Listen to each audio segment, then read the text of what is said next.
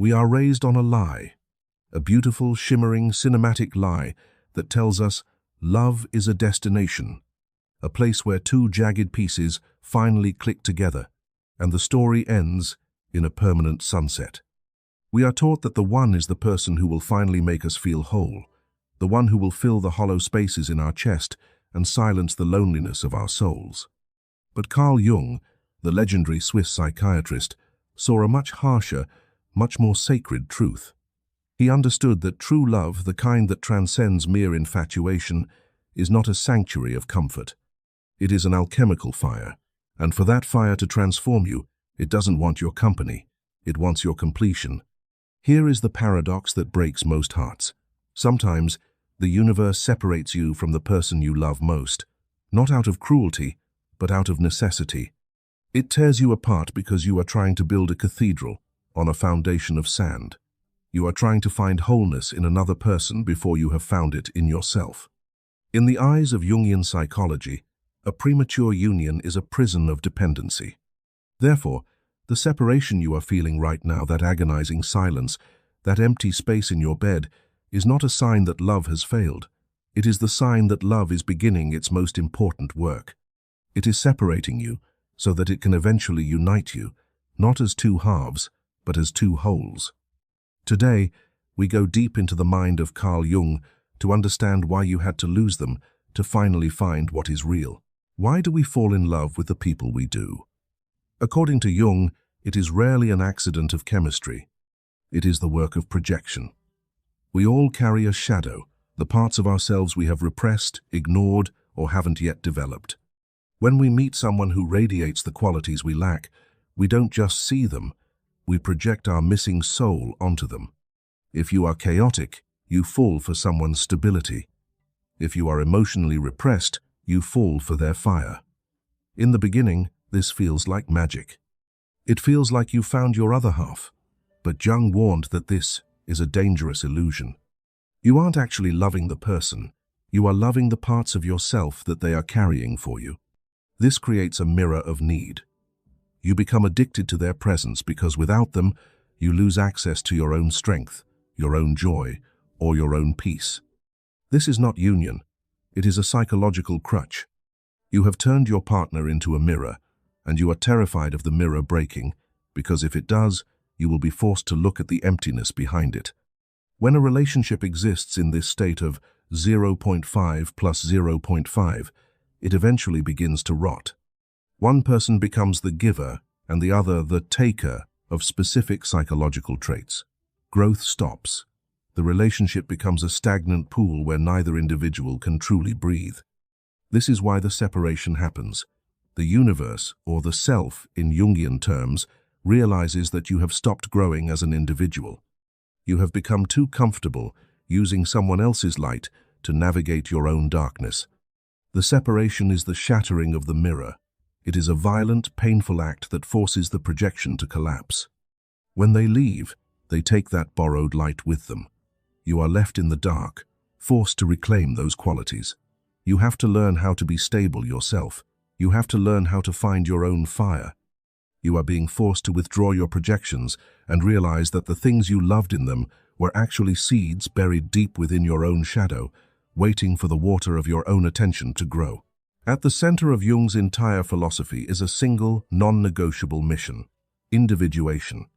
This is the process of becoming the person you were always meant to be, a unique, integrated, and whole human being. Jung famously said, "The privilege of a lifetime is to become who you truly are." The problem is that love often gets in the way of individuation. We get enmeshed.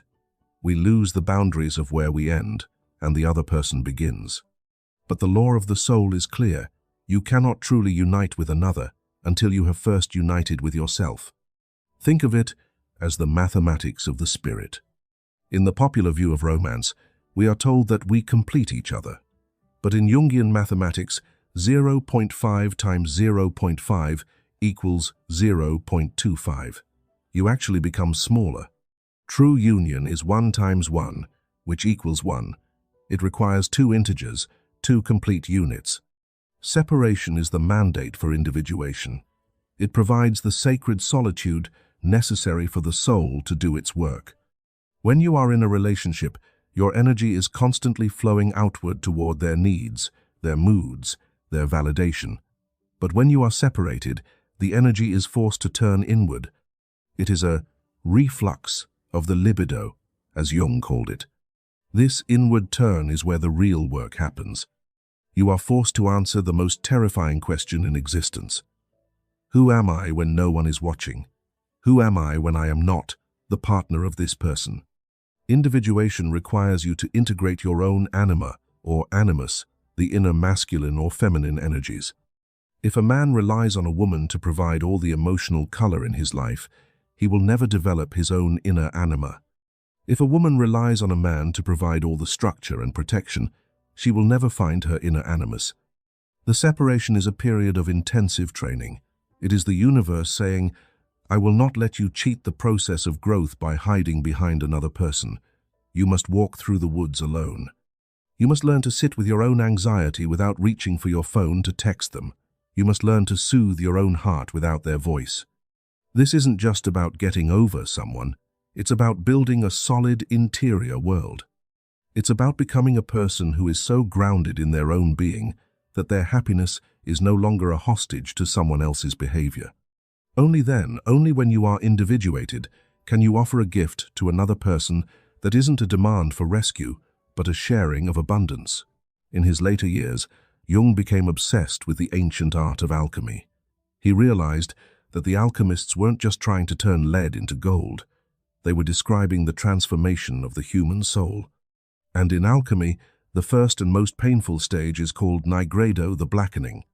If you are currently in the middle of a separation, you are in the nigredo. It is a state of deadness, of rotting, of deep, dark depression. It feels like the end of the world. Your old identity, the you that was part of us, is dying, and death is never comfortable. But why is this blackening necessary? In alchemy, you cannot create gold from raw lead until the lead has been broken down, purified, and stripped of its impurities. The heat of the furnace must be turned up to its maximum. In your life, the separation is the furnace. The heat is the longing, the grief, and the agonizing questions that haunt your nights. This heat is what melts away the lead of your ego, your pride, your need for control, your illusions about what love is. Jung noticed that people often try to skip the nigredo. They try to find a rebound, or they try to distract themselves with work or substances. But if you skip the blackness, you skip the transformation. You remain lead. You will simply carry your old patterns, your old dependencies, and your old shadows into the next relationship, and the cycle will repeat. The nigredo is where you learn the secret of the fire. You learn that pain is not an enemy, but a catalyst. It is in this darkness that you finally encounter the self, the objective, divine center of your psyche that remains even when your ego is crushed. When you lose the person you thought was your world, you are forced to discover that the world is still there, and you are still there. You find a strength that doesn't come from a romantic partner, but from the core of your own existence. This is the alchemical gold being formed.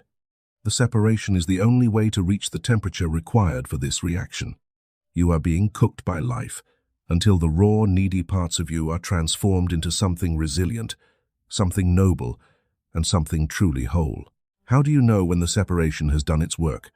How do you know if you are truly growing or just moving on? Jung points to a very specific shift in consciousness. It is the moment you move from need to appreciation. The sign of growth is not the absence of pain.